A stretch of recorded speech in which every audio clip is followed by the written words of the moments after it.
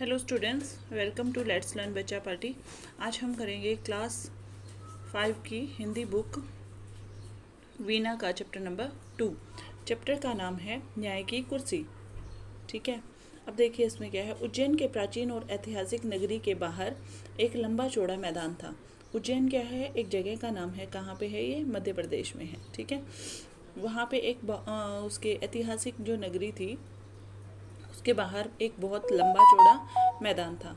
वहाँ वहाँ टीले टीले मतलब ऊंची जगह थी। एक दिन लड़कों का झुंड वहाँ खेल रहा था। एक लड़का कूदता भागता एक टीले पर चढ़ गया। टीला मतलब ऊंची जगह जो होता है। ठीक है, वो वहाँ चढ़ गया। अचानक वह ठोकर खाकर गिर पड़ा। फिर वो गिर गया। उसने इधर उधर देखा कि किस चीज़ से ठोकर लगी है। ठीक है, उसको एक बड़े चिकने पत्थर के अलावा कुछ नहीं दिखा। ठीक है, वहाँ पे क्या था? एक पत्थर था। उठ गया और मित्रों को बुलाकर शिला दिखाई। शिला मतलब चट्टान। ये दिख रहा है आपको? ठीक है, ऐसे। फिर शान से उस पर बैठकर बोला, यह सिंहासन है मेरा, मैं राजा हूँ और तुम मेरे दरबारी। तुम अपनी अपनी फरियाद लेकर, फरियाद मतलब अपनी जो क्या बोल सकते हैं, जो इच्छाएं हैं, ठीक है, वो लेकर आओ। फिर मैं उनका फैसला करूँगा। ठीक है, जो समस्याएं हैं, फरियाद ये भी बोल सकते हैं। उसके बाद देखो क्या है, फिर ये बोल रहा है, दूसरे लड़कों को यह खेल पसंद आया। वे एक करके आते और कोई काल्पनिक फरियाद सुनाते। फिर ये उनको पसंद आने लग गया बच्चों को ये खेल। वो एक एक करके आते और फरियाद सुनाते, मतलब अपनी समस्या उसको सुनाते। फिर गवाह बुलाए जाते, उनकी गवाही ली जाती। उसके बाद राजा बना हुआ लड़का उससे सवाल करता और अपना फैसला सुनाता। ठीक है, फिर वो अपना फैसला सुनाता। इस खेल में उनको इतना आनंद आने लगा, रोज़ ही ये खेल खेलने लगे। रोज़ ये खेल खेलने लगे वो लोग। शिकायतें सुनी जाती और अपराधी पेश किए जाते, बयान लिए जाते। फिर शिला पर बैठा हुआ लड़का अपना फैसला सुनाता। तो ऐसे उनका चलता रहा। आगे देखिए क्या है। बात इधर उधर फैलने लगी। अब बच्चे खेल रहे थे तो ये बात इधर उधर फैलने लगी। देखिए एक मिनट। न्याय की कुर्सी है ना। लोग लड़के की न्याय बुद्धि की चर्चा करने लगे और कहने लगी कि अवश्य उस लड़के में कोई दैवी शक्ति है। दैवी शक्ति मतलब ईश्वरीय शक्ति। एक दिन दो किसानों के बीच जमीन को लेकर झगड़ा उठ खड़ा हुआ। फिर क्या हुआ, उनमें मतलब दो किसान थे, उनके बीच में झगड़ा हुआ। मामला गंभीर था। टीले वाले लड़के की इतनी चर्चा थी कि वो राजा के दरबार में जाने के बजाय उसी के पास पहुंच गए और अपने झगड़े के बारे में बताया। लड़के ने बड़ी गंभीरता से दोनों के किसानों के बयान सुने। लड़के ने फिर उनकी बातों को अच्छे से सुना। उसके बाद उसने जो फैसला लिया वो सुनकर वे दंग रह गए। दंग मतलब हैरान रह गए। ठीक है, उस दिन के बाद से तो नगर के सभी लोग फरियाद लेकर यहीं आने लगे। अपनी अपनी समस्याएं लेकर राजा के पास जाने के बजाय वो कहाँ आने लगे? लड़के के पास आने लगे। राजा के दरबार में कोई जाता और ऐसा भी नहीं हुआ कि लड़के के फैसले से उन्हें संतोष न हुआ हो। ठीक है, और हमेशा वो सेटिस्फाई हो जाते थे उसे। धीरे धीरे बात राजा के कानों तक पहुंची। उसको बहुत क्रोध आया। क्रोध मतलब गुस्सा आने लग गया उसको। उसने गरज कर कहा, गरज कर मतलब चिल्लाकर, उस छोकरी की ये मजाल कि अपने को मुझसे अच्छा न्याय करता समझे। क्या ऐसा हो सकता है कि कोई छोटा बच्चा मुझसे अच्छा हो सकता है? मैं इन किस्सों में विश्वास नहीं करता, मैं खुद जाकर देखूंगा। वो बोल रहा है मैं खुद जाऊंगा और फिर देखूंगा। आगे देखिए क्या है इसमें। ऐसा कहकर राजा अपने लाव लश्कर मतलब जो भी उसके साथ सैनिक होते हैं या जो भी मंत्री वगैरह होते हैं उसको लेकर मैदान में पहुंचा, वहाँ जहाँ लड़के अपना प्रिय खेल खेल रहे थे। बड़ी देर तक राजा उनका खेल देखता रहा। स्तंभित रह गया। स्तंभित मतलब हैरान रह गया। उसने अपने मंत्री से कहा, लड़का सचमुच बहुत बुद्धिमान है। इतनी छोटी उम्र में इतनी बुद्धि होना आश्चर्य की बात है। इसकी न्याय बुद्धि के आगे तो बड़े बड़ों को लोहा मानना पड़ेगा।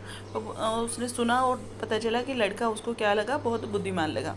उसी समय किसी ने राजा को बताया, लेकिन महाराज ये तो रोज वाला लड़का नहीं है। ये तो वो लड़का नहीं है जो रोज न्याय करता है। वह बीमार हो गया किसी कारण। कोई नया लड़का ही टीले पर बैठा है, दूसरा लड़का बैठ गया है। ठीक है, यह तो और भी आश्चर्य की बात है। हो ना हो पत्थर की कुर्सी में कोई चमत्कार है, मैं इसकी जांच करूंगा।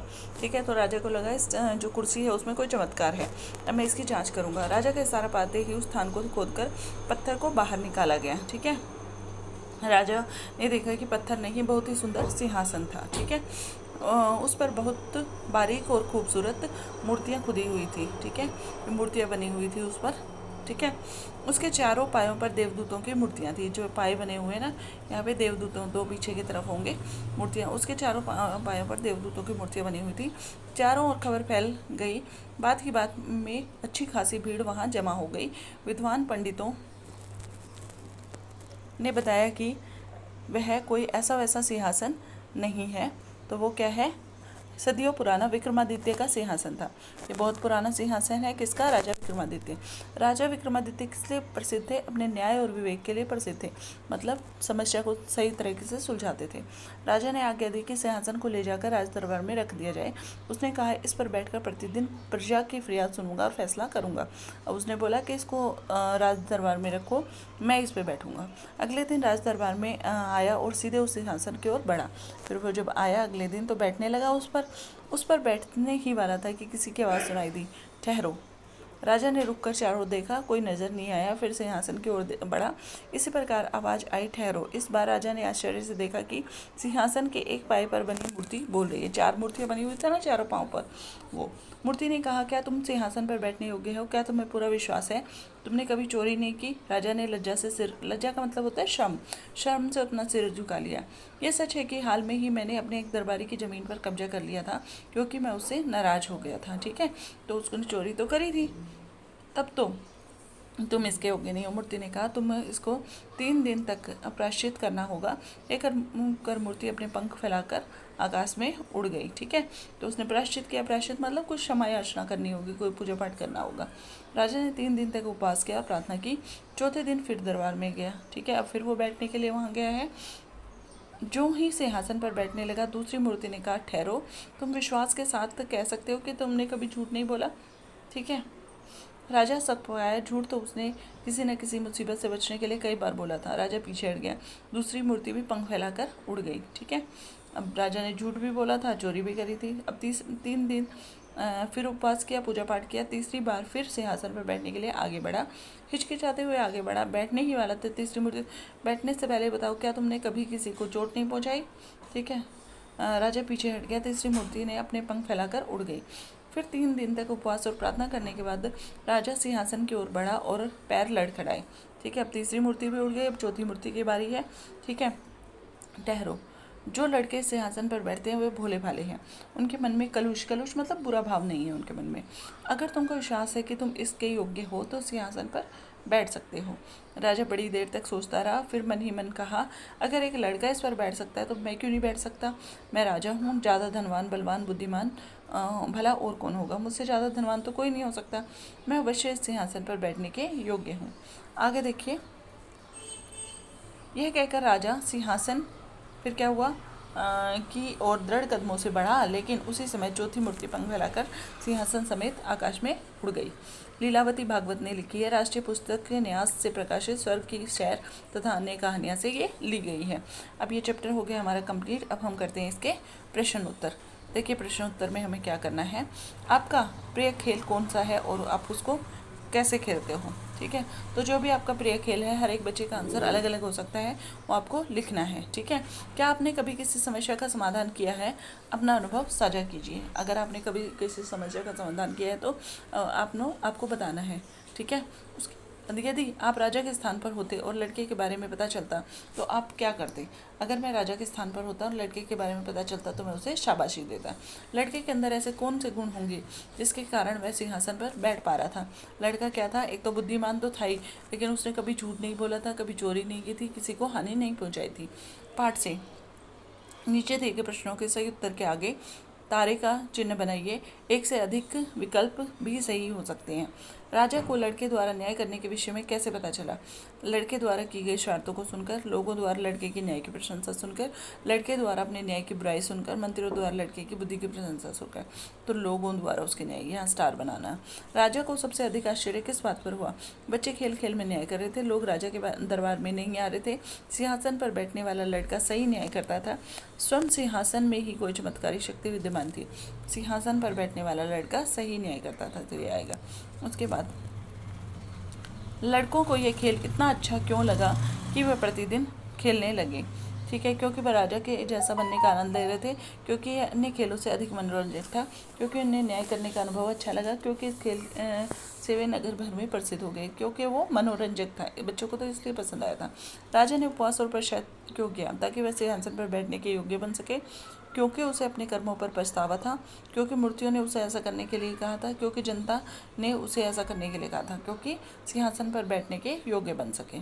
सोचिए और लिखिए। नीचे दिए गए प्रश्नों के उत्तर अपनी लेखन पुस्तिका में लिखना है। ये सभी लड़के सिंहासन पर बैठ पा रहे थे, लेकिन राजा नहीं बैठ पाया। क्यों?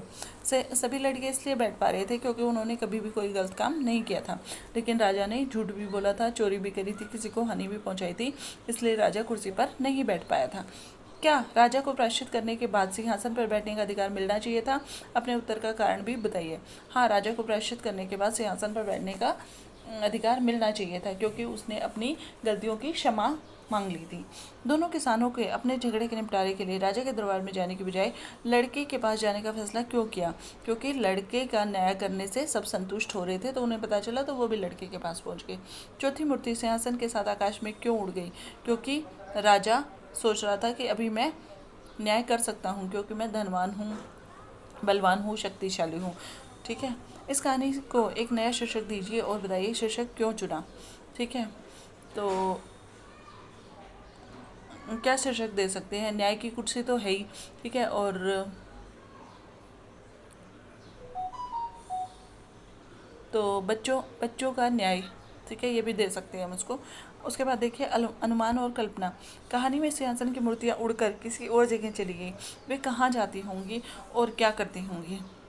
तो कहानी में जो न्याय की मूर्तियाँ ऊपर जाकर आसमान में जाकर चली गई होंगी, स्वर्ग में, और विक्रमादित्य को बताती होंगी। यदि इस कहानी के अंत में राजा सिंहासन पर बैठने में सफल हो जाता तो क्या होता? तो वो सही न्याय करता। नीचे दिए गए पंक्तियों को ध्यान से पढ़िए। यह तो और भी आश्चर्य की बात है, हो ना हो पत्थर की इस कुर्सी में ही कोई चमत्कार है, मैं इसकी जांच करूंगा। ऊपर दिए गए वाक्यों को ध्यान से देखिए और इनका अर्थ समझने में कुछ कठिनाई हो रही है। अब इसी वाक्य को एक बार फिर पढ़िए। यह तो और भी आश्चर्य की बात है, हो न हो पत्थर की इस कुर्सी में ही कोई चमत्कार है, इसकी जांच करूंगा। अब इन वाक्यों का अर्थ भाव ठीक ठीक समझ में आ रहा होगा। कारण है विशेष चिन्ह। ठीक है, इस प्रकार के चिन्हों को क्या कहते हैं? विराम चिन्ह। विराम चिन्हों से पता चलता है कि लिखे गए वाक्यों में कहाँ ठहरा है, उनका क्या भाव है। नीचे दिए गए वाक्यों में उचित स्थानों पर विराम चिन्ह लगाइए। चौथी मूर्ति ने कहा, ठहरो, जो लड़के इस सिंहासन पर बैठते हैं वे भोले भाले थे, उनके मन में क्लुष नहीं था। अगर उनको विश्वास है कि इस योग्य हो तो इस सिंहासन पर बैठ सकते हो। राजा उचित स्थान पर वो लगाना है। चौथी मूर्ति ने कहा, ठहरो। ठहरो मतलब यहाँ पे ये आएगा। ठीक है, उसके बाद जो लड़के सिंहासन पर बैठते हैं भोले भाले थे, कोमा, उनके मन में कलुष नहीं था, पूर्ण विराम। अगर तुमको विश्वास है कि तुम तो यहाँ पे। ठीक है, राजा बड़ी देर तक सोचता रहा, कोमा, फिर उसने मन में मन तो भला, तो यहाँ पे। ठीक है, ऐसे आप लगा सकते हो। ठीक है, तीसरी मूर्ति भी उड़ गई। इस वाक्य के आधार पर प्रश्नों के उत्तर दीजिए। इस शब्द में संज्ञा शब्द कौन सा है? तीसरी मूर्ति, मूर्ति मूर्ति एक मिनट, मूर्ति संज्ञा शब्द है, सॉरी, मूर्ति, इसमें कौन सा शब्द इस संज्ञा शब्द के गुण या विशेषता को बता रहा है? ठीक है, तीसरी। कहानी से चुनकर कुछ वाक्य नीचे दिए गए विशेषण शब्द पहचान कर नीचे रेखा कीजिए। एक दिन लड़कों का एक झुंड वहाँ खेल रहा था। लड़कों का झुंड एक। ठीक है, उज्जैन की प्राचीन और ऐतिहासिक नगरी। विशेषण प्राचीन और ऐतिहासिक नगरी। लंबा चौड़ा, इतनी छोटी सी उम्र में बुद्धि, इतनी बुद्धि होना, बुद्धि। सुंदर सिंहासन, बात ही बात में वह अच्छी खासी भीड़ जमा हो गई। अब कौन सी विशेषताएं होनी चाहिए आप कहानी के सिंहासन पर बैठ सकें? हमें क्या होना चाहिए? झूठ नहीं बोलना चाहिए। ठीक है, और किसी को बुरा नहीं सोचना चाहिए, सच्चा होना चाहिए, और चोरी नहीं करनी चाहिए। ठीक है, और किसी को मारना नहीं चाहिए। झूठा नहीं होना चाहिए, सच्चा होना चाहिए, ठीक है। कौन सी विशेषताएं होनी चाहिए, एक मिनट, कौन सी विशेषताएं पूछिए, तो हमें क्या होना चाहिए, सच्चा होना चाहिए, बहादुर होना चाहिए, न्यायप्रिय होना चाहिए, ठीक है, किसी किसी की चीज़ पर कब्जा नहीं करना चाहिए,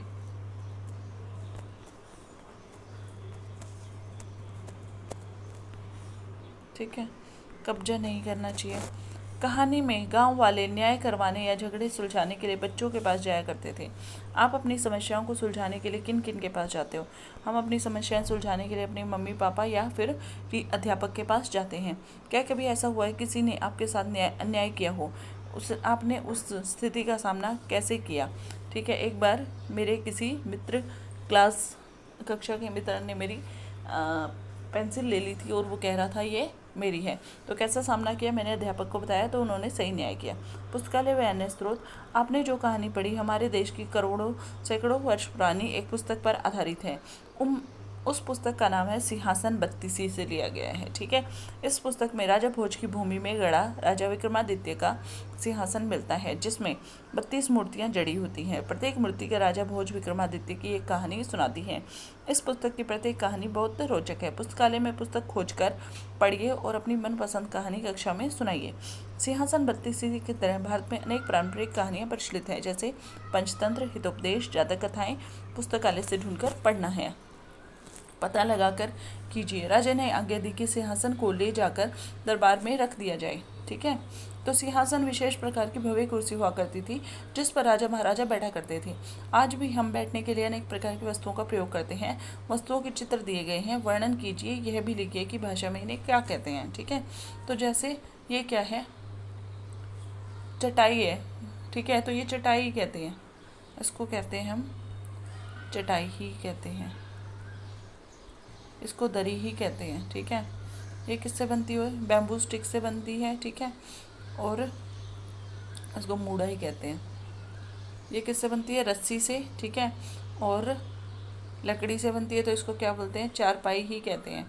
ये लकड़ी से बनता है, पीढ़ा बोलते हैं इसको, पीढ़ा, ठीक है, टाट पट्टी ही इसको बोलते हैं। आगे देखिए, बूझो तो जाने। आज हम आपके लिए लाए हैं भारत की अलग अलग भाषाओं की विभिन्न पहेलियाँ। हो सकता है कुछ को पढ़कर आपको लगे कि अरे ये तो मेरे ही घर पर भी पूछी जाती है, ठीक है। तो पूछते हैं अनेक रोचक पहेलियाँ। गोंड पहेली, ठीक है, यह न तो खाए न ही पीवे, संग माँ रेंगत है, न खाती है न पीती है, संग संग चलती है। तो ये क्या है, छाया, छाया होती है, मतलब अलग लैंग्वेज में। निमाड़ी पहेली क्या है, हरो माथड़ो लाल पेट, रस पी लेओ भर भर पेट। हरे हरे मटके का लाल पेट रस पी लेता है भर भर पेट। तो ये क्या होता है, तरबूज होता है, तरबूज है ये, तरबूज। मालवी पहेली क्या है, एक जानवर ऐसो जिसकी दुम पर पैसो, ठीक है, एक जानवर ऐसा जिसकी दुम पर पैसा। तो ये क्या है, मोर है, मोर। अगला बुंदेली पहेली है, एक लकड़ी की ऐसी कहानी, ऊमे लुको है मीठो पानी। एक लकड़ी की ऐसी कहानी, उसमें छिपा है मीठा पानी। तो ये क्या होता है, गन्ना, गन्ना होता है। बघेली पहेली, एक दिया समतर उजियार, एक दीपक से चारों तरफ उजियारा। तो ये क्या है, सूर्य, ठीक है, सूर्य है। आगे चलते हैं, मेरा न्याय। अपनी कक्षा से किन्हीं 2 ऐसी समस्याओं को चुनिए जिन पर न्याय किया जाता है, ठीक है। जैसे कोई बच्चा किसी का टिफ़िन चुरा ले तो आपको न्याय किया जाता है। दूसरा क्या, कोई पेन वगैरह चोरी हो जाए तो न्याय किया जाता है। कक्षा को 2 समूह में विभाजित कीजिए। दोनों समूह एक समस्या को लेकर विचार करेंगे, तत्पश्चात दोनों समूह एक एक कर नाट्य मंचन के द्वारा समस्या को सुलझाएंगे। दर्शक समूह प्रतिपुष्टि प्रदान करेंगे, ठीक है। क्या क्या बिंदु हो सकते हैं, ठीक है, कैसे मार्क्स देंगे, प्रस्तुतिकरण कितना अच्छा किसने प्रस्तुत किया है, पात्र संवाद, जो पात्र बने हैं वो कैसे बातें कर रहे हैं, समस्या का समाधान कैसा हुआ, और पात्रों का आत्मविश्वास कैसा है, उसके बेसिस पे आपको क्या करना है, 1 से 5 में अंक देने हैं, ठीक है। तो इसी के साथ ये चैप्टर हो गया हमारा कंप्लीट। आगे हम करेंगे नेक्स्ट वीडियो में, तब तक के लिए थैंक यू। चैनल को लाइक कीजिए, शेयर कीजिए और सब्सक्राइब कीजिए। अगर कोई डाउट है तो